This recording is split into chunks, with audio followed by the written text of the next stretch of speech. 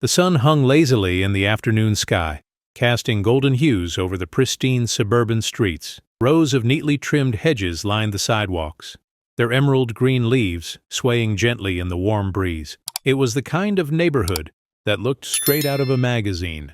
White picket fences, freshly painted homes, and a peaceful silence occasionally interrupted by the distant laughter of children. It felt perfect. Almost too perfect. James had barely finished unpacking when a sharp knock echoed through his new home. He wasn't expecting visitors, but as he approached the door, he caught sight of a woman standing outside, arms folded, an air of authority radiating off her like a force field. She was tall, mid-50s, with an ironed polo shirt tucked into beige slacks, a clipboard balanced against her hip. A smile stretched across her lips, but there was something about it. Something a little too polished, too rehearsed. "Welcome to the neighborhood," she chirped, eyes scanning James with an assessing glance. "I'm Karen.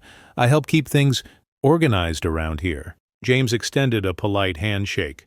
"Oh, like a neighborhood watch." Karen let out a small chuckle, shaking her head. "More like the homeowners association. We have certain rules, guidelines to keep our community looking its best." Her smile didn't quite reach her eyes. "I just wanted to drop off this list of regulations. Nothing too strict. Just small things. Yard maintenance, proper trash disposal, mailbox styles. Oh, and of course parking restrictions." James took the paper from her, glancing over it.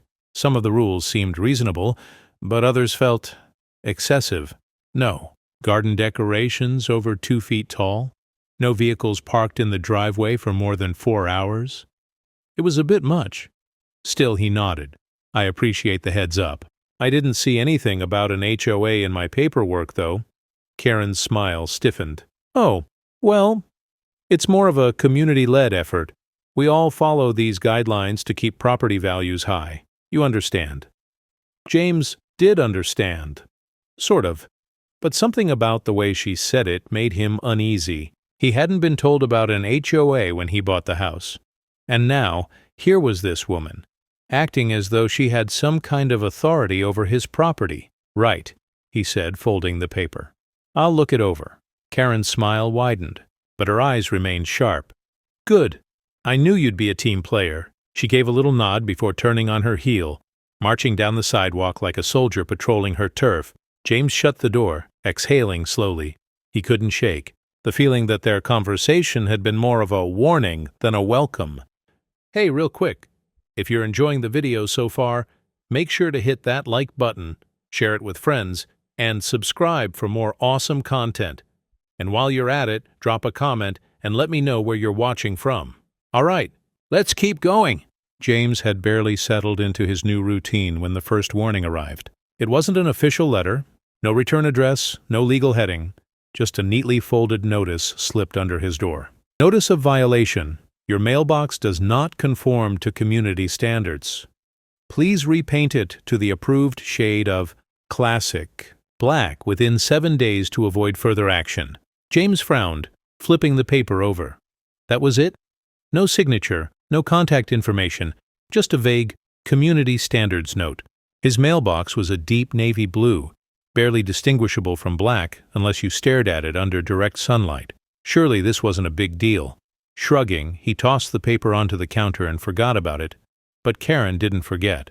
The next morning, as James walked out to grab his newspaper, there she was, arms crossed, expression tight, standing at the foot of his driveway like a school principal ready to scold a delinquent student. "I see you got the notice," she said, tilting her head toward the offending mailbox. James sighed. "Yeah, I saw it. I gotta say, I didn't realize something as small as mailbox color was such a big deal." Karen pursed her lips. "Rules are rules, James. Everyone here follows them." Something in her tone made the hair on his neck prickle. "Right, about that. I actually went through all my home documents and I didn't see anything about an HOA. Are you sure this is required?" For a split second her expression flickered. Not anger, not surprise, but something else. Then, just as quickly, she recovered. "Of course it's required. It's a community agreement. It's how we keep things nice." James crossed his arms. "Is there a place I can see these rules in writing? Maybe something official?" Karen's smile was tight, her voice just a little too sweet. "Oh, James. No need to be difficult. I'm just trying to help you fit in." The way she said it wasn't a suggestion, it was a warning. James held her gaze, feeling a strange knot of unease tighten in his stomach. She wasn't answering his question, and the more she avoided it, the more it gnawed at him. That evening, he walked around the neighborhood, trying to get a read on things. The houses were perfect. Too perfect. Every mailbox was black. Every lawn was precisely cut to the same height. Every trash can was placed in an identical position at the curb. It was eerie, like something out of a simulation. He spotted a man watering his front yard and decided to take a chance. "Hey, quick question," James said, keeping his tone light. "Do you know where I can find the HOA documents? I've been looking, but I can't seem to find anything official." The man stiffened, his grip tightening on the garden hose. "Oh, you'd have to ask Karen about that." James raised an eyebrow.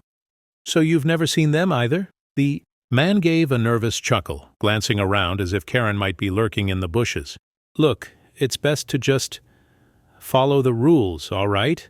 Makes life easier." And with that, he turned off the hose, muttered something about dinner, and hurried inside. James stood there for a moment, a slow chill creeping down his spine. This wasn't normal. Something was very, very wrong. James wasn't the kind of guy to let things slide. The uneasy feeling in his gut had been growing ever since Karen first showed up with her clipboard and artificial smile. Now, after hearing the neighbor's nervous response, he knew one thing for certain. Something was off. That night, James sat at his kitchen table, his laptop open, searching through every document related to his property. Sale agreements, zoning information, past ownership records. He combed through them all. No mention of an HOA, no governing body, no annual fees, no legally binding regulations. So if the homeowners association didn't exist, what the hell was Karen enforcing? The next morning, James decided to push further. He knocked on the door of an older house near the end of the street, one that looked slightly less polished than the rest. It took a moment, but finally, the door cracked open. An elderly woman peeked through, her eyes weary but sharp. "Can I help you?" she asked cautiously. James offered his best non-threatening smile. "Sorry to bother you, ma'am. I just moved in a couple weeks ago, and I was hoping to ask you something about the HOA." She stiffened. "Bingo. You should talk to Karen," she said quickly, already trying to close the door. James gently pressed his hand against the frame, just enough to keep it open another inch. "I did. But here's the thing. There isn't actually an HOA, is there?" The woman froze. For a long moment she didn't say a word. Then, with a heavy sigh, she pulled the door open wider and gestured him inside. The living room smelled faintly of old books and lavender. James sat on the couch as the woman, who introduced herself as Mrs. Reynolds, settled into an armchair. "You're not the first one to ask," she murmured. "People move in, start questioning things, and then they stop. Because Karen makes, sure they do." James frowned. "What do you mean?" Mrs. Reynolds let out a dry chuckle, shaking her head. "She's been running this scam for years. There's never been an HOA here. But Karen, she acts like there is. Start small, you. No? Telling people what color to paint their doors, how to cut their grass. Then come the violations, fake fines, threats of property liens, warnings about legal action." James gritted his teeth. "And people just go along with it?" "You have to understand," Mrs. Reynolds said, her voice lower now. "Not everyone questions authority. You get a letter that looks official, someone shows up talking about rules. Most people assume they just missed something in the paperwork." She hesitated, then added, "And the ones who do fight back? They regret it." A chill crawled down James's spine. "What do you mean by that?" Mrs. Reynolds's lips pressed into a thin line. "The couple who lived in your house before you, they were like you, asking questions, looking for proof. Next thing you know, their tires got slashed. Their fence mysteriously violated code and had to be torn down. Then came the noise complaints, the anonymous calls to the city about their unapproved renovations." She exhaled. "They left within a year." James felt his pulse quicken. This wasn't just a bossy neighbor. This was calculated, deliberate. Karen wasn't enforcing an HOA. She was running a con. James clenched his jaw. If Karen thought she could scare him into submission, she was dead wrong. But if she had been doing this for years, and no one had stopped her, he needed to be smart about this. No sudden moves, no direct confrontations, not yet. It was time to gather evidence. James wasn't reckless. If Karen had been running this scam for years, she was good at covering her tracks. He needed proof, something irrefutable, and he needed the neighborhood to see it. That's when the idea hit him. A neighborhood meeting, not an official one. Not yet. Just a casual gathering, a community discussion. If he could get the neighbors together, get them talking, they might finally realize what was happening. The problem? Karen wasn't going to let that happen. He started small, going door to door, careful with his wording. "Hey, I'm trying to get a few neighbors together to talk about the HOA rules," he said casually to a man named Greg, a father of two whose lawn always looked like a golf course. "Just to clear up some confusion." Greg hesitated, his eyes darting toward Karen's house before lowering his voice. "I don't want any trouble, man." James forced an easy smile. "It's not about trouble, just about getting some clarity." "Saturday, 4 p.m., at my place." Greg rubbed the back of his neck. "Karen won't like this." "Exactly." Still, after a week of quiet conversations and careful invitations, 10 neighbors agreed to come. Some hesitant, some curious, but all of them tired of Karen's rules. Karen found out the day before. James was in his driveway when she marched up, her clipboard clutched like a weapon. "I hear you've been stirring the pot," she said, her voice dangerously sweet. James leaned casually against his truck, just trying to get some clarification on the HOA rules. Her nostrils flared. "There's no need for a meeting. If anyone has concerns, they can come to me directly." "That's the thing, Karen," James said, tilting his head. "You're not actually part of an HOA. Because there is no HOA. Her expression didn't crack. Not yet. She just let out a chilling little laugh. "Oh, James, you really don't understand how things work around here." James reached into his pocket and pressed record on his phone. "You keep saying rules and violations, but I checked the records. There's no registered HOA, no legal guidelines, just you." He kept his tone level, but inside, his heart was pounding. "You've been making this up, haven't you?" For the first time, Karen hesitated. Just a flicker, but James saw it. Then her smile returned, sharp, calculated. "Believe what you want," she said, stepping closer. "But let me give you some advice. Neighbor to neighbor, people who don't cooperate, they have a hard time living here." She let that sink in before turning on her heel and walking away. James exhaled slowly. "Gotcha." The meeting by the time. Saturday rolled around. James had compiled his evidence. Property records, no legally established HOA, former residents' stories, all eerily similar. Threats, harassment, forced compliance. His recorded conversation with Karen. The neighbors arrived, quiet at first. But as James began laying out what he had found, the mood shifted. "She charged me $200 for a fence violation last year," one man muttered. "She told me my car would be towed if I parked on the street," another woman said. Then James played the recording. Karen's veiled threat, silence. Then murmurs. Then outrage. And then a shadow in the doorway. Karen stood there, arms crossed, her face a mask of pure fury. "Well," she said, her voice tight, "I guess you've all made your choice." Then, without another word, she turned and walked away. James knew, right then and there. This wasn't over.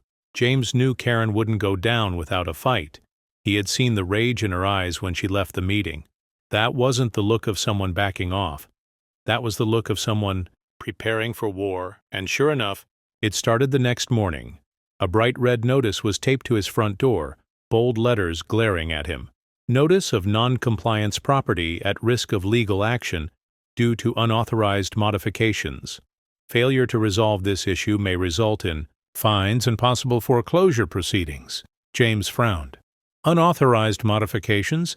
He hadn't changed a thing since moving in. His eyes darted across the street, where Karen stood on her porch, arms crossed, watching him with the faintest smirk. He ripped the notice off the door and stormed inside. Grabbing his laptop, he searched the county records for building permits. Nothing. No violations. No complaints. This was pure fabrication. But Karen wasn't stopping there. By noon, a tow truck had arrived in front of his house. "Sir, we got a call saying this vehicle is parked illegally," the driver said, holding up a work order. James scoffed. "Illegally? My own driveway?" The driver hesitated. "Look, I just go where I'm sent. You'll have to take it up with the HOA." James clenched his jaw. "There is no HOA. A flicker of understanding crossed the man's face. He exhaled, then muttered, "I'll say it was a mistake," before climbing back into his truck. James watched him pull away, his pulse pounding. She was escalating. Then came the letters, 3 different envelopes, all with law firm logos, cease and desist orders. Threats of litigation. One even warned of a lawsuit for defamation of the Homeowners Association and its governing authority. For the first time, James hesitated. Could she actually have some power? The threats were nonsense, but what if she knew someone? A judge? A city official? Could she twist the system against him? Doubt crept in. That was the most dangerous part of bullying disguised as authority. Even when you knew it was a lie, the fear still got under your skin. He took a deep breath, forcing himself to focus. He had already proven there was no HOA, no governing authority. And those legal notices? James took out his phone, dialed the law firm from the first letter. "Hello. You've reached Grayson & Holt Legal Services. How can I assist you?" "Yes, I received a cease and desist order regarding my property. I'd like to confirm that this came from your office." There was a pause, then a confused reply. "Sir, we don't have any cases by that name. Are you sure the letter is from us?" James smirked. Busted. Karen was bluffing, and now he had the proof. That night, James walked onto his porch, staring across the street. Karen's house was dark, but he knew she was inside, watching. She wanted him to break, to back down. Instead, he pulled out his phone, took a picture of her fake legal notice, and sent a text. To Neighborhood Group Chat. "Just got a fake legal threat from Karen. Confirmed with the law firm. This was 100% fabricated. She's trying to scare us into compliance. It's time we put an end to this." He hit send. And just like that, Karen's empire began to crumble. James could feel the shift in the air. The neighborhood was no longer cowering under Karen's rule. They were angry. The group chat had exploded after he exposed her fake legal threats, and within a day, nearly every resident had come forward with their own stories of intimidation, fake fines, and threats. It was time to end this. Saturday evening, the neighborhood park pavilion was filled with tense whispers and darting glances. Folding chairs were scattered around, occupied by longtime residents who had spent years under Karen's rule. Others stood in small groups, murmuring. James stood at the front, his laptop open, a speaker set up beside it. Karen walked in last, her usual air of authority wrapped around her like armor. She wasn't smiling this time. Her gaze swept over the crowd, calculating. She knew something was coming. James stepped forward. "Thanks for coming, everyone. I called this meeting because we all deserve some answers." Karen crossed her arms. "James, this is unnecessary. If people have concerns, they can speak to me directly. There's no need for this Meccan spectacle." James smirked. "Oh, I think there is." He turned his laptop toward the crowd, clicked play. The audio recording of his conversation with Karen filled the air. "People who don't cooperate? They have a hard time living here." The murmurs grew louder. A few gasps. Karen's eyes flickered. Surprise, then rage. But James wasn't done. He held up a thick file. "These are the official property records for this neighborhood. Nowhere in these documents is there a legally registered homeowners association." He tossed them onto the table for emphasis. "Which means Karen has been enforcing rules that don't exist." Karen let out a sharp laugh, shaking her head. "That's ridiculous. Just because the HOA isn't official doesn't mean it isn't real. We've all agreed to these rules for the good of the community." "Agreed?" James raised an eyebrow. "Did everyone here agree to be fined hundreds of dollars over made-up violations?" More murmurs. Someone in the back shouted, I paid $500 last year for a fence violation. James nodded. And where did all those fines go? Karen? Because they sure didn't go into neighborhood improvements. There's no HOA budget, no records, no board members. So let me ask you directly, where did the money go? Karen's mask finally cracked. Her eyes darted between the furious faces around her, her breath quickening. I was just doing what's best for all of us, keeping order. By stealing from your neighbors? Greg, the father of two, stepped forward, his hands clenched into fists. Karen's jaw tightened. No one was forced to pay. People chose to comply because you threatened them. Mrs. Reynolds, the elderly woman James had spoken to earlier, stood up from her chair. You told me I'd lose my home if I didn't pay for those mandatory renovations. You scared us into obedience. James took a step closer.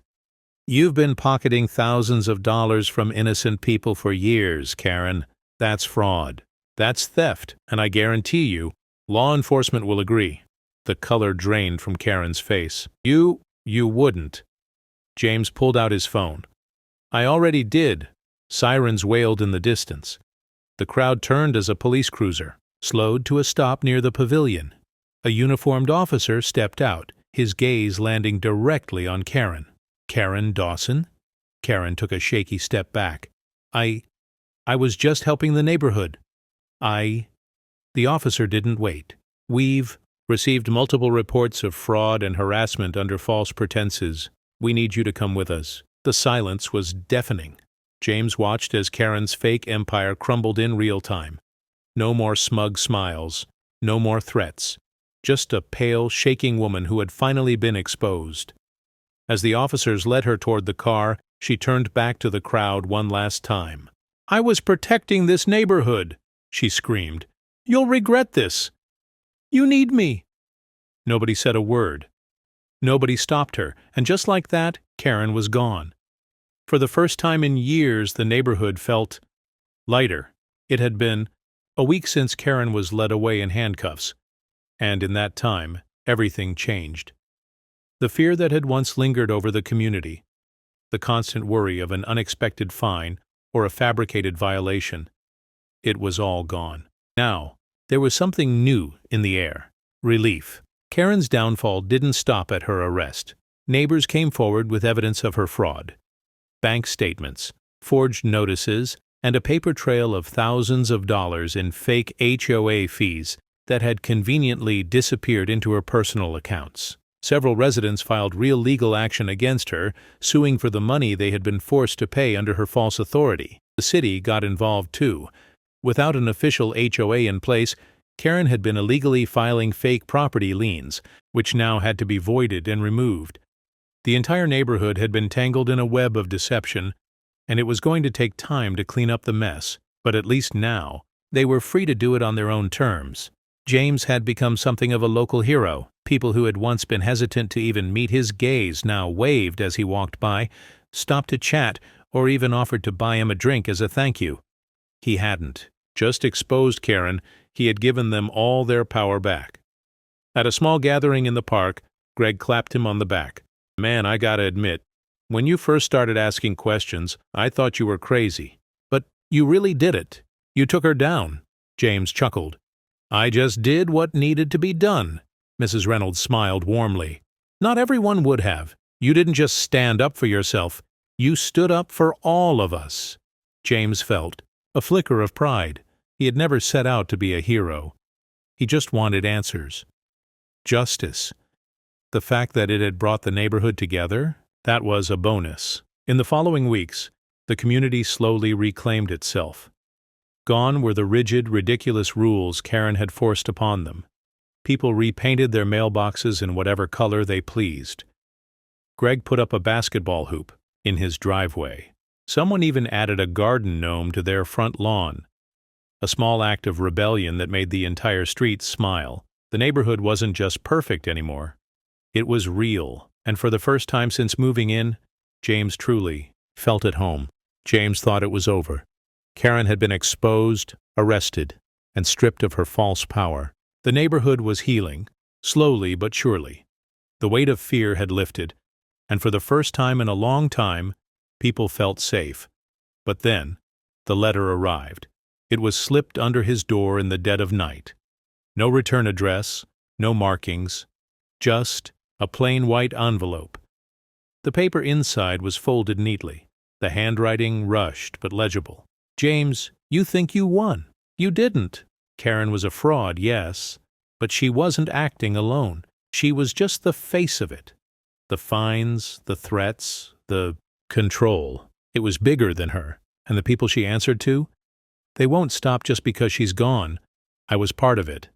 I helped her. For years. I'm not proud of it, but I didn't have a choice, and now neither do you. You only uncovered the surface of it. Be careful who you trust." There was no signature. James read the letter 3 times, his pulse hammering in his ears. This wasn't over, not even close. If you enjoyed this video, please hit the like button, share it with friends, and subscribe for more awesome content. Don't forget to tap the bell icon to stay updated, and let me know in the comments. Where are you watching from? Your support means the world.